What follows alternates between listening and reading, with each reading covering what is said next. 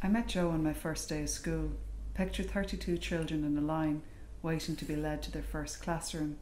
Feel the sun blazing down on their tender little scalps. Their tiny hands try in vain to loosen the tight white collars of new school shirts or worry the wool of navy jumpers. Some hike their skirts to gawk at the surge burn already rising on the backs of their calves. All of them are desperate to get the uniform off, run wild, as they have all summer. Random gusts of air swoop around the schoolyard. It's hot as hairdryers. A nun shouts, "Cunis!"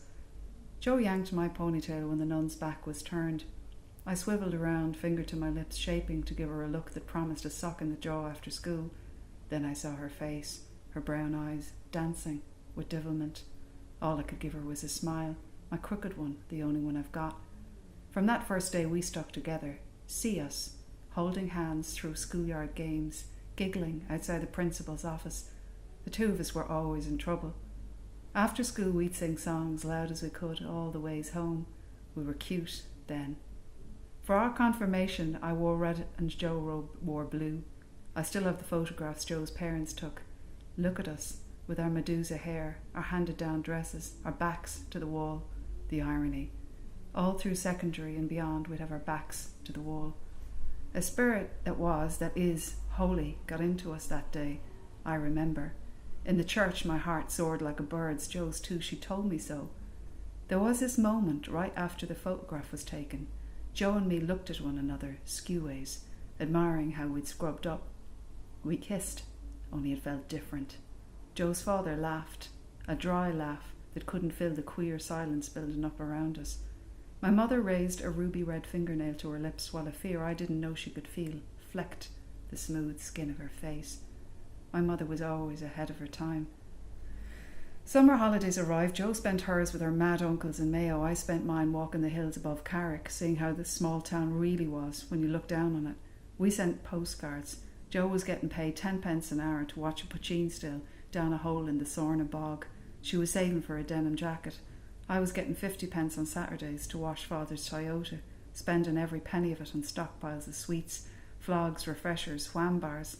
I started spraying mother's tweed perfume on the postcards and signing off with a line of XX's.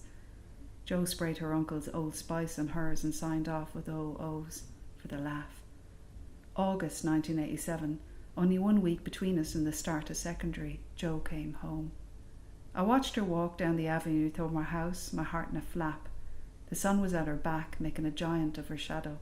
She walked differently, like people do after they've lived away. Head up, shoulders back. She cut her hair short.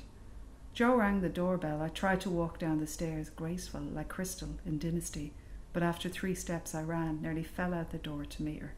I took her hand and dragged her upstairs. We turned the ghetto blaster up, loud as we could. George Michael and Aretha Franklin belted out, "I Knew You Were Waiting for Me." 2 months of stories busted out of us. Joe brought me a present, a denim jacket, same as her own. In the breast pocket she'd stuck a naggin of poachine she swore she'd brewed herself.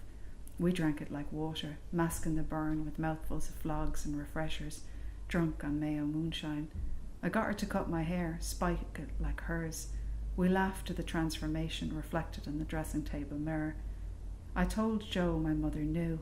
It would be years before Joe could tell her own mother. We kissed like any 2 youngsters in love kiss, except for this. We knew there'd be no Castlefield courting for us. We knew full well we could only hold hands in the dark or in the safety of my room until the world caught up with us. "We'll break the mould," Joe said. "No," I said, for there was never a mould made that could contain us, 2 Carrick smashers.